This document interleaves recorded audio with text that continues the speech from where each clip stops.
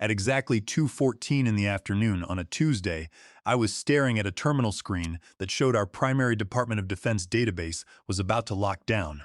My name is Walter Crane. I am 58 years old, and for the last 15 years, I have been the systems compliance lead at Aerotech Solutions. If you think that sounds like a dry, boring desk job, you are mostly right.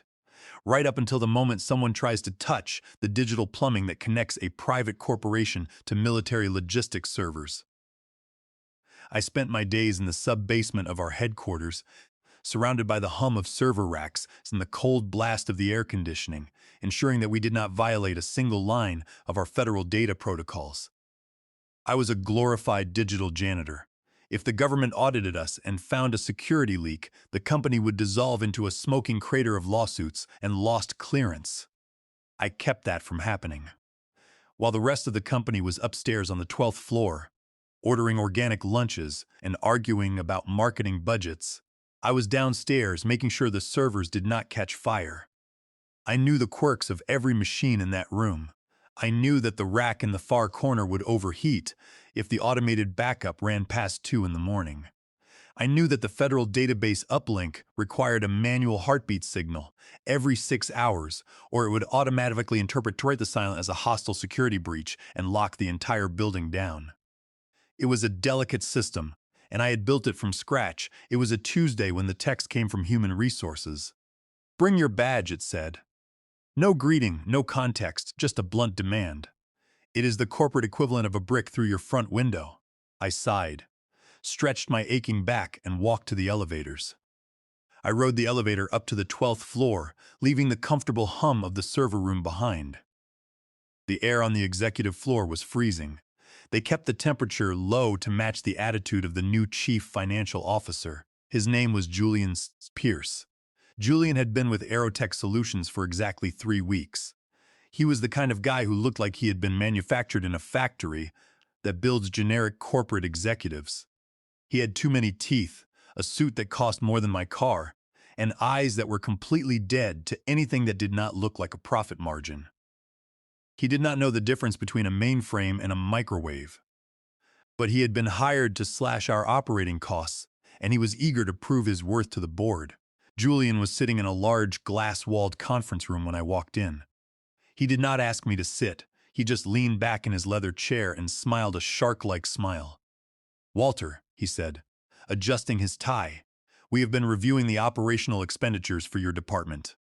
I stood there crossing my arms. "I am the department, Julian," I said. "I have 1 junior technician and we run the entire security compliance grid." Julian nodded as if he were listening, though he clearly was not. "Exactly," he said, "and you are a very premium expense. We have found a solution that is much more aligned with our new strategy of fiscal agility." That phrase, fiscal agility, tasted like sour milk in my mouth. It is the corporate word for hiring someone cheap who has no idea what they are doing. I looked at him. "You mean you found someone cheaper?" I said. "Significantly cheaper," Julian replied, sliding a blue folder across the mahogany table. "We have contracted an external, offshore team based in Bangalore. They are very dynamic, very responsive, and they will be taking over your responsibilities starting tomorrow morning. We will need your physical access keys, your security token, and your badge by the end of the day today." I looked at the folder, then back at Julian. I tried to find a single flicker of understanding in his eyes, some sign that he realized what kind of data we handled. "Julian," I said, my voice very quiet, "does this dynamic new team have federal security clearance? Do they know the handshake protocols for the Department of Defense uplinks? Because if they do not, you are not just breaching a contract. You are exposing military logistics data to uncleared foreign nationals." "That is a federal crime." Julian actually laughed. It was a condescending, irritating chuckle. "Walter, you tech people always try to make your job sound like rocket science," he said. "It is just ones and zeros. It is data storage. The contractors have assured us they can handle it. Do not worry about the big picture. That is my job. You just need to hand over the keys and pack your things." I stood there for 10 seconds. My heart was pounding, and a hot wave of anger washed over me. I wanted to grab the heavy chair and throw it through the glass wall. I wanted to explain that the ones and zeros he was talking about were the transport coordinates for military hardware and troop movements. But then, a cold feeling of calm settled over me. It was the quiet that comes before a major storm. Okay, I said. Julian blinked. He was expecting me to argue, to beg for my job, or to point out my 15 years of loyalty. Okay, I repeated. You are the chief financial officer. Fiscal agility it is. I reached into my pocket and pulled out my physical security token, the RSA device that generated the master key for the admin console every 30 seconds. I placed it on the mahogany table. I unclipped my building badge and laid it next to the token with a soft click. I assume your dynamic offshore team is ready to handle the midnight database cycle, I said. They are fully briefed, Julian replied, waving a hand to dismiss me. You are free to pack your personal items and leave the premises. I did not say another word. I walked out of the conference room, took the stairs back down to the sub-basement, and packed my desk. I took my lucky stapler, a small cactus, and a framed picture of my dog. I did not leave any sticky notes. I did not leave the troubleshooting manuals I had spent 6 years writing from scratch. I did not leave the password database. I left the folders exactly where they were, but I took the knowledge of the system with me. I walked out to my car, threw the box in the back seat, and sat in the driver's seat. I had been fired, but as I looked up at the glass windows of the executive suite, I knew one thing for certain. Julian had just signed the death warrant for his own career, and I was going to have a front row seat to the disaster. I did not drive straight home. Instead, I stopped at a high-end liquor store on the edge of town. Since I was no longer an employee, I decided to buy a bottle of double-aged bourbon. It was the expensive kind that you only buy when you are celebrating a promotion, or, in my case, watching the slow-motion train wreck of a multi-million-dollar defense contractor. I paid cash, got back in my sedan, and drove to my apartment. It was a quiet place, the kind of quiet you only get when you live alone, and your career has just been tossed into the incinerator. I sat on my leather couch, poured a finger of bourbon, and stared at the dark television screen. I was not watching anything. I was just letting my mind run through the legal framework of what Julian had just done. Julian thought he had simply fired an overpaid IT manager, but he had actually stepped into a legal minefield. Under my original employment agreement, which I had negotiated very carefully 15 years ago, I had retained the full intellectual property rights to the automated security architecture I developed. That included the secure gateway scripts and the proprietary watchdog program I called Protocol 7. I had granted Aerotech Solutions a non-exclusive license to use this software, but that license contained a very specific termination clause. If my employment was terminated for any reason, the license revoked instantly. By continuing to run my code to access the federal databases without me, Aerotech Solutions was now committing active copyright infringement under 17 U.S.C. Paragraph 106 and patent infringement under 35 U.S.C. Paragraph 271. Every second those servers ran my scripts, they were racking up statutory damages. Furthermore, Julian Pierce, in his capacity as the chief financial officer, had a strict fiduciary duty to the corporation and its shareholders. By firing the only cleared security officer and exposing military logistics data to an uncleared foreign team, he had committed a massive breach of fiduciary duty. He had exposed the entire company to catastrophic financial and criminal liability just to save a few dollars on his quarterly budget sheet. I took a sip of the bourbon. It burned on the way down, but it was a warm, satisfying burn. My personal cell phone sat on the coffee table. Even though I was officially off the payroll, I had built the notification system for the server room from scratch, and my personal number was hard-coded into the emergency alert tree. I had meant to remove it, but in the rush of packing my cactus and my dignity, I must have forgotten. Oops! At exactly 12:01 in the morning, the phone buzzed. The screen lit up the dark living room with a harsh blue glow. I did not pick it up. I just watched it slide an inch across the glass table. It was a system alert. Unrecognized IP address attempting administrator access. I smiled. It was a dry, silent smile. The dynamic team in Bangalore was attempting to log in. Because they were cheap, they were not using the dedicated virtual private network tunnel that I had spent 4 months configuring to meet federal cybersecurity standards. That tunnel required a multi-layered handshake. Instead, They were trying to bypass the security wall by coming through the web traffic port on port 8080. They were using a standard remote desktop protocol. It was like trying to break into a high-security vault using a plastic spoon. The phone buzzed again. Attempt 2, system alert, incorrect credentials. Then a third time. Attempt 3, system alert, incorrect credentials. They were trying to access Project Arrows. That was the code name for the subcontract, involving military logistics and troop deployment schedules. You do not just log into Project Arrows. It required the physical security token that Julian had demanded from me, a biometric scan, and a cleared IP address. The token was sitting on the conference room table upstairs, 10 miles away, while Julian was likely asleep in his massive house. Dreaming of his corporate agility bonus, the phone buzzed a fourth time, and this time the notification was different. Unauthorized user detected in restricted zone. Protocol 7 initiated. My heart gave a small cold thump. I had written Protocol 7. It was the digital equivalent of locking the doors, dropping steel shutters over the windows, and releasing the guard dogs. It was a defensive trap. It did not just block the connection. Protocol 7 assumed that any repeated login attempt without the physical token was an active cyber attack by a foreign adversary. The software immediately snapshotted the incoming IP addresses, the media access control addresses, and the routing logs.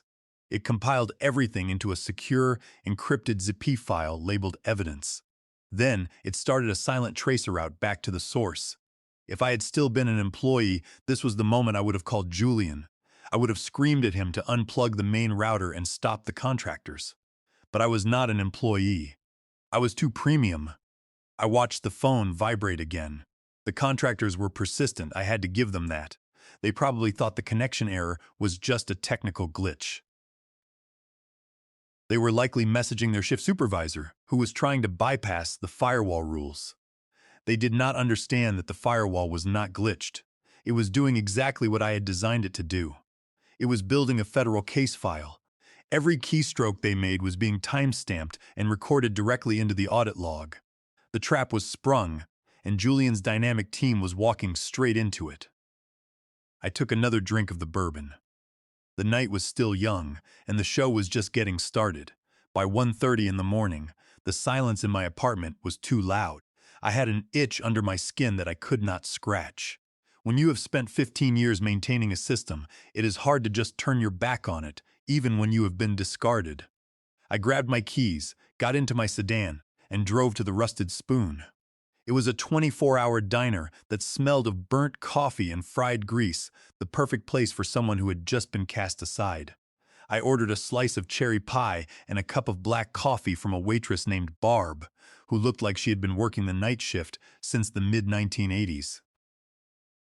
I opened my laptop and connected to the public wireless network. Julian had revoked my network administrator credentials, but he was a financial guy, not a security engineer.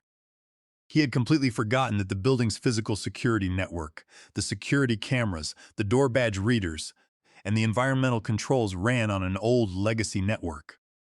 I had set it up years ago, and Dave, the facilities manager, had never bothered to change the master administrator password or update the secure sockets layer certificate. I logged in using the backup portal, bypassed the certificate warning, and suddenly I was looking at a grid of 16 grainy black and white security camera feeds of the Aerotech Solutions building. The office bullpen was dark, but camera 4, which pointed at the server room, was flashing like a disco. The status lights on the main racks were strobing between red and amber. I switched to camera 2, which showed the executive bullpen. One of the monitors on a desk was bright. The cursor was moving jerkily across the screen. The offshore team, realizing they could not bypass the secure gateway, was attempting to remote control a desktop computer inside the building, hoping to use it as a pivot point to get into the military database. I watched them open the local command prompt. They were changing the domain name system settings. I shook my head and took a bite of my pie. Changing DNS settings on a secure military network is the digital equivalent of waving a red flag in front of a bull. It tells the automated system that the internal network has been compromised. Instantly, the camera feeds showed the server room lights shifting to solid red. A hard lockdown had initiated. The gateway severed all connections to the outside internet to protect the troop logistics data. The mouse cursor on the bullpen monitor froze. The connection was dead. The contractors had locked themselves out, but there was a physical side effect to a hard lockdown. To prevent a potential electrical fire from spreading, the HVAC dampers for the server room automatically closed. Without active cooling, a room packed with high-performance server racks becomes a furnace in less than 45 minutes. The temperature gauge on my screen began to rise, 72 degrees, then 75, then 78. At 85 degrees, the thermal alarms would trigger. Camera 1 showed the lobby. The night security guard, Mr. Peterson, was staring at his control panel, looking incredibly confused. He picked up his desk phone. A second later, my cell phone began to ring. I looked at the screen. It was the Aerotech lobby desk. Mr. Peterson was calling me because my name and number were still on the emergency contact sheet pinned next to the fire alarm panel. I did not answer. I let it ring until it went to voicemail. I could imagine the message he was leaving. Walter, the server room lights are flashing red, the air conditioning shut off, and the temperature is climbing. What do I do? The system did not wait for Mr. Peterson. The moment the hard lockdown occurred, the automated federal compliance watchdog was triggered. Under the terms of the federal contract, the system sent an encrypted level red alert to the Defense Information Systems Agency Oversight Office in Virginia. It was an electronic flare fired directly into the sky.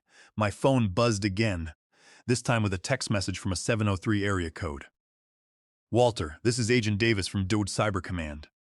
We show a level red breach at Aerotech. Your name is listed as the secondary technical lead. Confirm status immediately. I stared at the screen. I knew what Julian had done.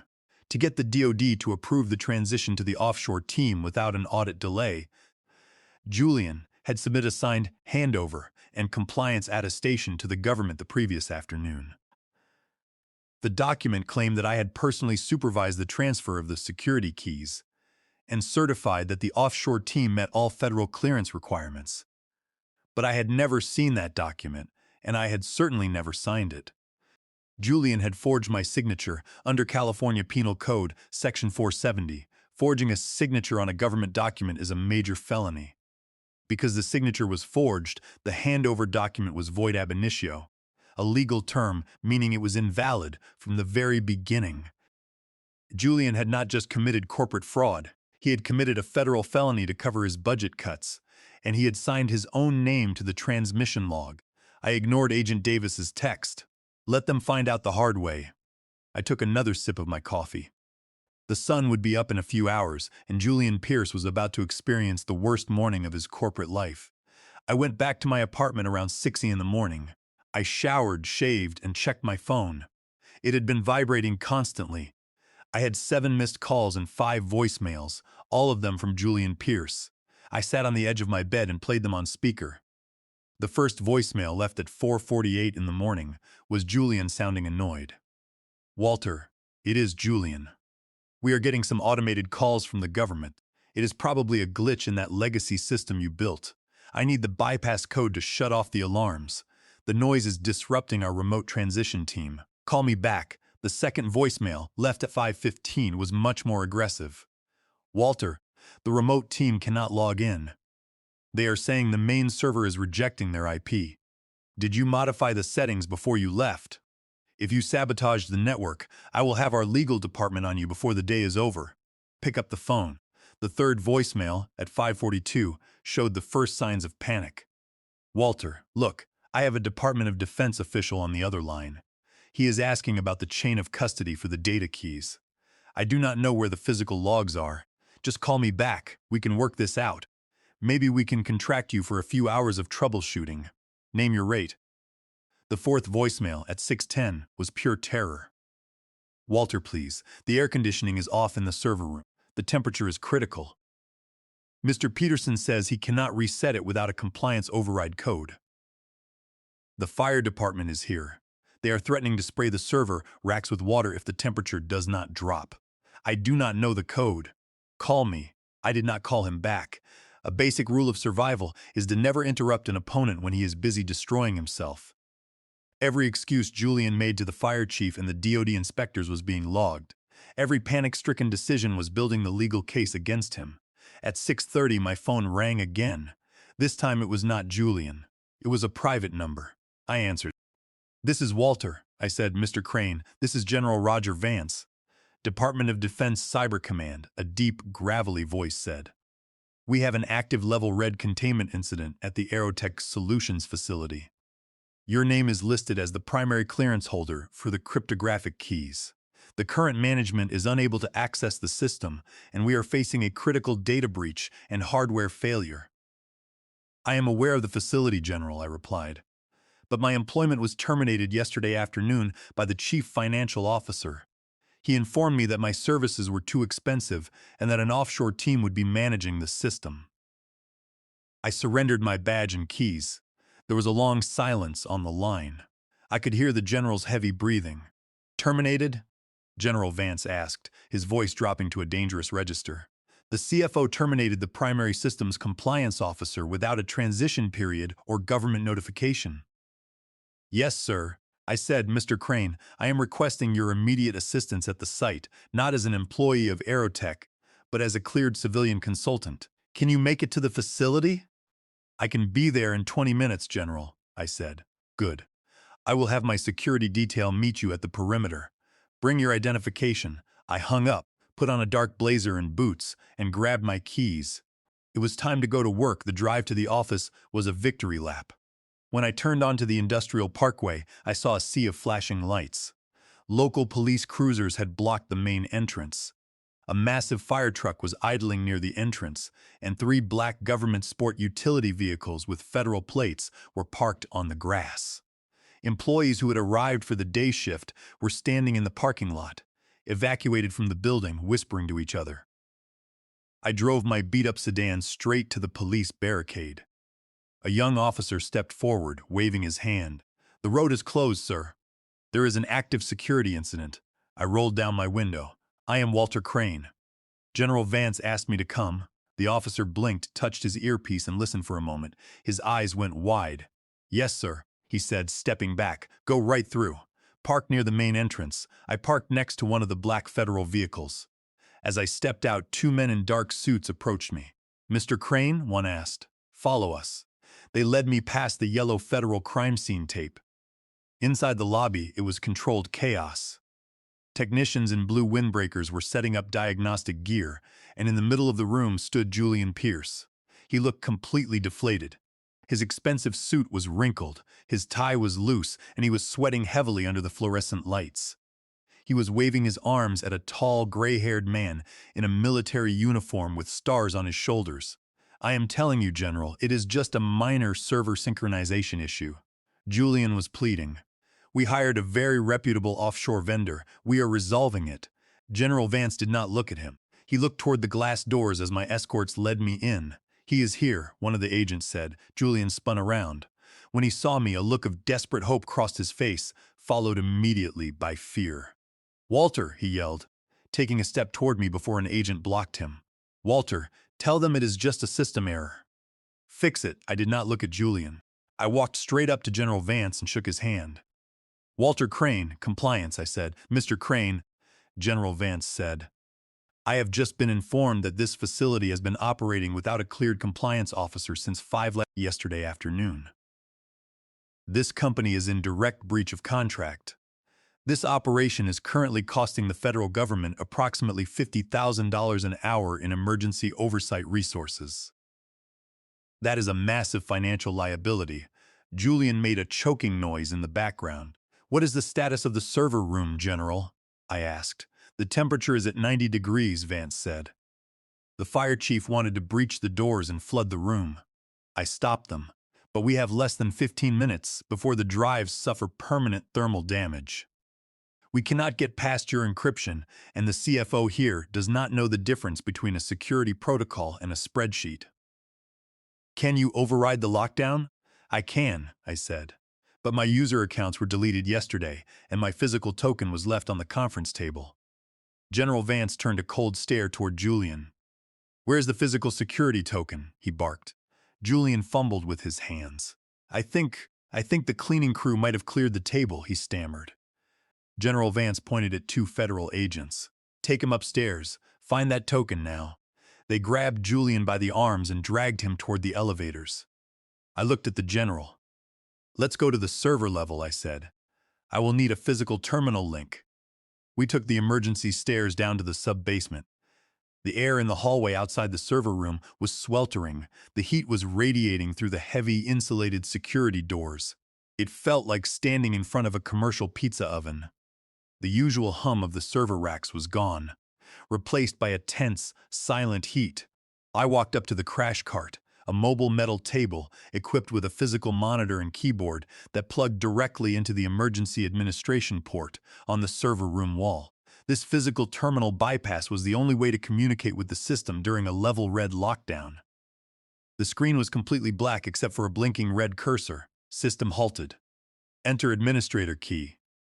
I started typing, my fingers flying across the keys.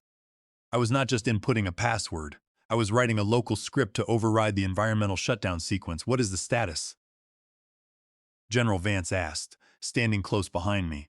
The core data files are safe, I said, watching the hex code scroll down the monitor. The automated defense scripts worked. They walled off the logistics database before the contractors could touch it.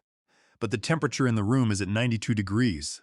If we do not get the exhaust fans running in the next 2 minutes, the disk drives will begin to warp and melt. Can you force the fans? Vance asked. I am locked out of the primary environmental controls, I explained. The system thinks I am a hostile entity because my credentials were removed. I have to trick the local controller into accepting an override command. I executed the code. Sudo reboot systems controller force. The screen flashed a warning. Access denied. Present physical security token. I muttered a curse under my breath. At that exact moment, the elevator doors down the hall opened with a sharp ding. Julian came running toward us, flanked by the 2 federal agents. His face was pale, and he was holding the small plastic USB dongle in his hand like it was a lifeline. I found it! Julian gasped, panting for air. The cleaning crew had swept it into a trash bin in the lobby. Plug it in, I said, not looking at him. Julian fumbled with the USB port on the crash cart. His hands were shaking so violently that he could not align the connector. Give me that, General Vance growled. He snatched the token from Julian's hand and jammed it into the port. The screen immediately flashed green. Security token accepted. Welcome, Walter. I hit the enter key. Environmental override initiated. Restarting cooling fans. From behind the heavy security doors, we heard a deep mechanical groan as the massive intake dampers forced themselves open. A second later, a high-pitched whine filled the hallway as the high-velocity turbine fans spun up to full speed. The sound grew into a roar, like a jet engine taking off. A blast of hot air rushed through the exhaust vents. The temperature is dropping, I reported. 91 degrees, 88 degrees, 84 degrees. The hardware is cooling down. General Vance let out a long breath. Good. Now tell me what triggered this. I pulled up the system login logs and displayed the connection data on the monitor. Look at these lines, General, I said, pointing to the screen. These are the IP addresses of the offshore team. They are using standard commercial internet service providers from Bangalore.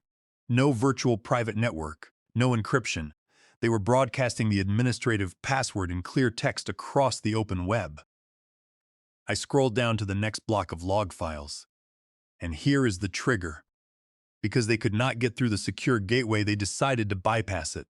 They remote-controlled a standard office desktop computer in our marketing bullpen, and from that machine, they attempted to install a free, unlicensed version of TeamViewer to bridge into the military database. General Vance stared at the screen. His face turned a deep, angry shade of red. TeamViewer? On a Department of Defense logistics server? Yes, sir, I said. That is what triggered the level red. The gateway flagged the installation of unauthorized remote access tools as an active security breach. General Vance turned slowly to face Julian Pierce, who was leaning against the concrete wall, looking as though he might faint. Did you authorize this? Vance asked. His voice low and dangerous. Julian swallowed hard. I did not know they would use that specific software, he stammered. They told me they were using industry-standard remote tools. I was just trying to reduce the overhead costs. You allowed an uncleared foreign team to access a classified military logistics network. using free, unsecured commercial software, General Vance said. You did not just violate our contract. You committed gross criminal negligence. That is not a corporate mistake, Mr. Pierce. That is a federal offense. At that moment, the elevator doors opened again, and Charles Montgomery, the chief executive officer of Aerotech Solutions, walked out. He had evidently been pulled out of bed. His hair was messy, and he was wearing a wrinkled coat. General Vance, Charles said, his voice shaking as he walked up. I came as soon as I heard. Please, tell me we can resolve this. General Vance shook his head. Your company is in material breach of contract 88 Delta Charles. Under the terms of the agreement, all personnel with systems access must hold active top-secret clearance. By firing Mr. Crane and replacing him with uncleared contractors, you invalidated your authorization to host this data. I am suspending your contract immediately. This entire server facility is now under military jurisdiction until our investigators complete a forensic audit. Charles looked as though he had been hit by a truck. General, please. Our company cannot survive without this contract. It represents 80% of our annual revenue. Is there any way to maintain operations? Vance looked at me, then back at Charles. The only reason your data is not currently in the hands of foreign hackers or melted onto the floor is because Mr. Crane's automated defense software worked. Since he is the only person who understands this network architecture, I am appointing him as the provisional site commander for the recovery phase. He will report directly to me. Charles turned to me, his eyes wide. Walter, please, we will reinstate you immediately. We will pay you whatever you want. I leaned back against the crash cart and crossed my arms. I am already reinstated, Charles, I said. But I am not working for Aerotech Solutions. I am working for the Department of Defense as an independent contractor. My consulting rate is $350 an hour, billed weekly, with a guaranteed minimum of 40 hours a week. Charles did not hesitate. Yes. Agreed. Whatever you want, Walter. Just keep the servers running. I have another condition, I added, looking over at Julian. I want a new office. I am tired of working in the sub-basement. I want the CFO's office on the 12th floor. Charles nodded quickly. Done. Julian is suspended pending our internal investigation anyway. His office is yours. Julian let out a weak sob. He started to speak, but General Vance cut him off. Mr. Pierce, my agents have some questions for you regarding the handover and compliance attestation submitted yesterday afternoon, Vance said. Mr. Crane has confirmed that he did not sign that document. Forging a compliance signature on a military contract is a felony under California Penal Code Section 470. The agents will escort you to the federal field office. Two dark-suited agents stepped forward, took Julian by his shoulders, and led him toward the elevator. He did not look like a high-powered, agile corporate executive anymore. He looked small, broken, and terrified. I turned back to the terminal, entered the commands to reset the gateway filters, and locked out the Bangalore IP range permanently.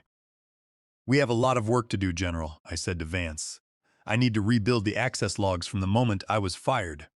Take your time, Walter, General Vance said. You are the only one who knows how to run this store. By noon, the chaos had cleared. I moved my box of belongings up to the 12th floor, into the massive corner office that had belonged to Julian. The view was incredible, looking out over the entire valley. I sat down in the high-backed leather chair and spun around. It was much more comfortable than the plastic chair in the basement. Julian's nameplate, a thick block of engraved crystal, was still sitting on the desk. I picked it up, looked at it for a second, and then dropped it into the trash can. It hit the bottom with a satisfying clunk. I opened my laptop, verified that the server temperatures were holding steady at 68 degrees, and took a sip of fresh, expensive coffee that the CEO's assistant had brought me.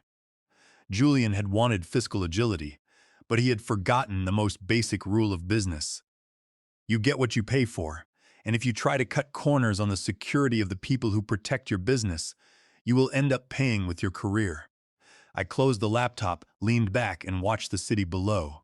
It was going to be a very busy and very profitable weekend.